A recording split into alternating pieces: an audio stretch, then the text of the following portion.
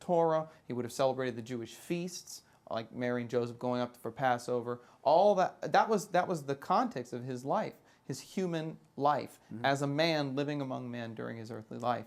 And so it's very important to recognize that whatever he said and whatever he did was directed to a Jewish audience. And so although we can certainly understand many of the things he said and did without a deeper knowledge of Judaism, once you begin to get inside of it and see things the way they would have seen things, lots of things begin to light up, and there's a depth to his actions and his words that you didn't have before. Definitely, definitely. I think that sometimes we can look from a perspective and not really know what they were experiencing. Like, for instance, when we say the Jewish people, they were always waiting for something to come. That's right. And a lot of the theology that I was given by certain people, it was always, oh, they were just waiting for a revolutionary.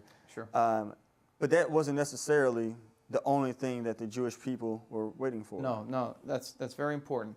In his one of his books, one of his many new books, Pope Benedict XVI stressed that in order to understand Jesus, or actually puts it this way, he says, if you try to understand Jesus apart from the faith of the chosen people of Israel, you risk, and I'm quoting here, completely misunderstanding him. That's what the Holy Father said. You miss completely misunderstanding him if you don't see him as a Jew. And in order to see him as a Jew, you have to understand what they were waiting for in the 1st century AD. And you're right. Most Christians, if you ask them, what were the Jews waiting for in the 1st century AD, would give you an answer that runs something like this.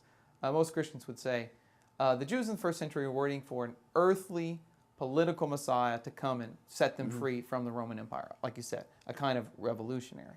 And that's true of some Jews. The Zealots were a Jewish movement that saw salvation primarily in military and political terms. But that's not true of every Jew in the 1st century AD, especially those who knew the prophets very well. If you look at the mass of Jewish writings that we have from the time of Christ, like the Dead Sea Scrolls, as well as the Jewish scriptures in the Old Testament and other writings, what you'll find, and what I found in my research, is that over and over and over again, across the board, if there was one thing that everyone was waiting for, that all the Jews shared in common, it was a hope for a new Exodus. A new Exodus. The Jewish people believed that when the Messiah would finally come, according to the prophets, Isaiah, Jeremiah, Ezekiel, when the Messiah finally came, the prophets said, God would save his people again. He would redeem them through the Messiah in ways that were similar to what he had done at the time of Moses and the Exodus from Egypt. So they were waiting for example, a new Moses to arise. That's how they saw the Messiah. He would be a new Moses who would establish a new covenant with his people, a new special relationship between God and his chosen people. And he would lead them on a new journey to a new promised land, which in Isaiah is actually described as a new heavens and a new earth, a new Jerusalem. So there was a much bigger picture. There was a much broader spectrum of hope in first century Judaism than Christians are sometimes familiar with. And it's that new Exodus that I found that provides a key that unlocks the mystery of the Eucharist from a Jewish perspective.